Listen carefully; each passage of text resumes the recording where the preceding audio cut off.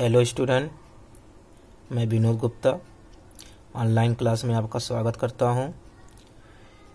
गणित second part के इस वीडियो में हम आज आपको इस चैप्टर के अगले पार्ट पर चलते हैं, जिसमें आपको आज पढ़ना है विशेष फलनों के अवकलन। विशेष फलनों के अवकलन में आपको अलग अलग नियमों से अवगत करना है, जिसमें आपको सबसे पहला नियम आता है अस्पष्ट फलनों के अवकलज, derivatives of implicit function. Derivatives of implicit function. अभी तक आप लोगों ने साधारण अवकलन को पढ़ा, जो सूत्र के माध्यम से आपका लगाया गया था। विशेष फलनों के अवकलन में सूत्र के साथ साथ आपको कुछ नियम भी पढ़ने होंगे, जो अलग अलग चैप्टरों के लिए अलग अलग नियम को या प्रोसेस को रखता है। अस्पष्ट फलनों के अवकलज में आपको पहचान क्या करना है कि कौन सा फंक्शन अस्पष्ट का है।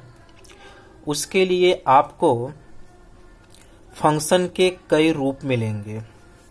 x भी मिलेगा, आपको y भी मिलेगा, और उसके साथ साथ कोई अचर पद भी रहेगा।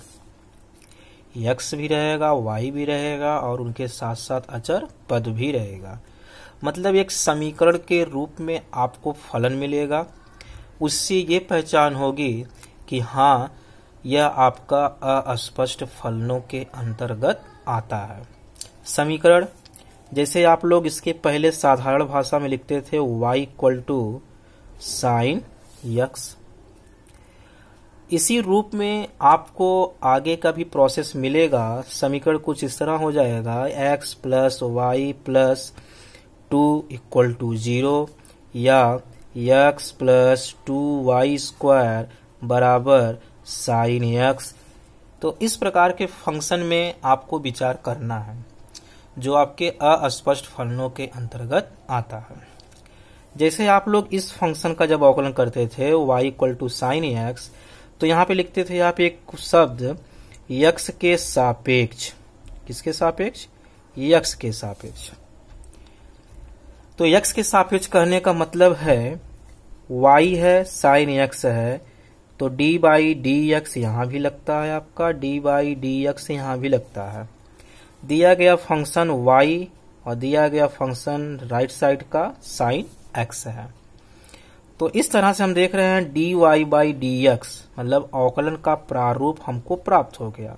अब हम इसको सूत्र की सहायता से हल कर देते हैं, तो ये आपका मान आ जाता है कौन? cos x। आपका ये क्या कहलाता है? आंसर कहलाता है। लेकिन यहाँ पे आपको x भी मिल रहा है, y भी मिल रहा है, अचर पद भी मिल रहा है, त्रिकोणमिति फलन भी मिल रहा है।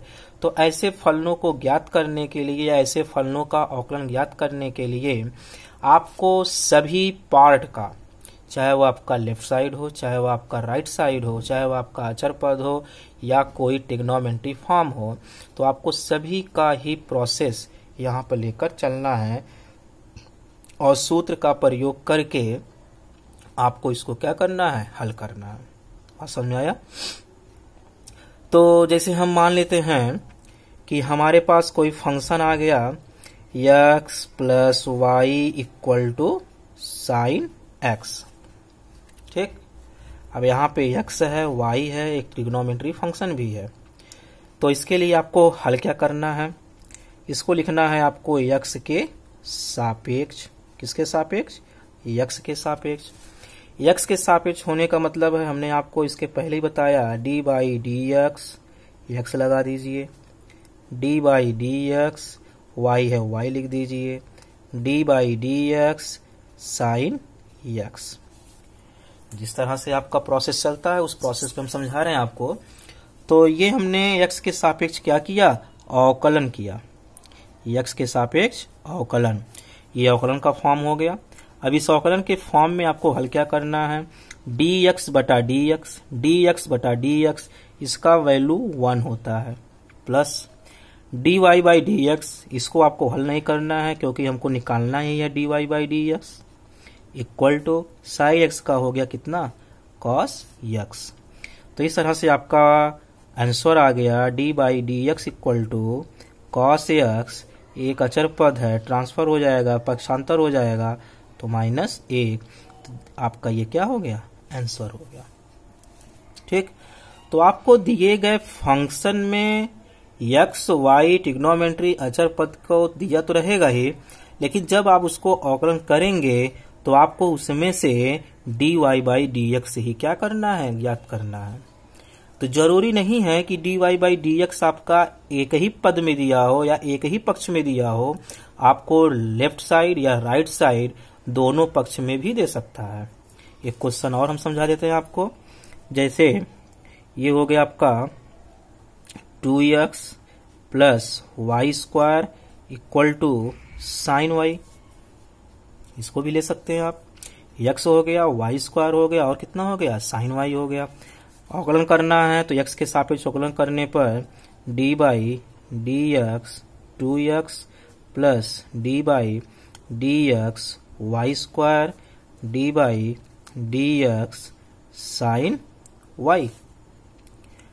जैसा प्रोसेस होता है वैसा आप करिए। दो अचर पद है इसके साथ, दो को आगे लीजिए, डी एक्स ऊपर एक्स रहेगा ही क्योंकि एक्स है यहाँ पे, प्लस ये सूत्र की तरह है, सूत्र की तरह मतलब ये आपका दो आगे हो जाएगा और घात में एक की कमी वाई हो जाएगा।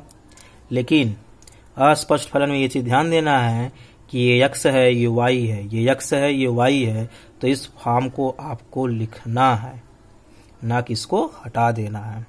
इसी को कहते हैं अस्पष्ट फलन। यही पहचान है इसका कि आपका नीचे x है, ऊपर y है। सूत्र का प्रोसेस वही रहेगा, जो आपको सूत्र बताया गया है सूत्र का प्रोसेस वही रहेगा। केवल आपको ये देखना है कि अगर ये x के फॉर्म में है तो ये y है, x है, तो इसके लिए आपको y और x को एक साथ लेकर लिखना पड़ेगा। ये नहीं कि इसको काट देंगे। अब यहाँ पे x है तो ये आपका हट जाएगा, लेकिन यहाँ पे y है, x है, ये आपका नहीं हटेगा, वो प्रोसेस आपका रहेगा, क्योंकि हमको यही D Y by D X ही क्या करना है, ज्ञात करना है। D by D x sine Y right side का, तो साइन वाई ये y के पक्ष में है, ये किसके पक्ष में है, x के पक्ष में हम कर रहे हैं। तो सूत्र लगाएंगे साइन वाई, तो साइन वाई का मान चलिए आपका हो जाएगा वही कॉस वाई, x था तो x रहता था, y है तो y हो जाएगा। लेकिन y और x का फॉर्म होने के नाते आपका ये d Y by D x यहाँ पे रह जाएगा।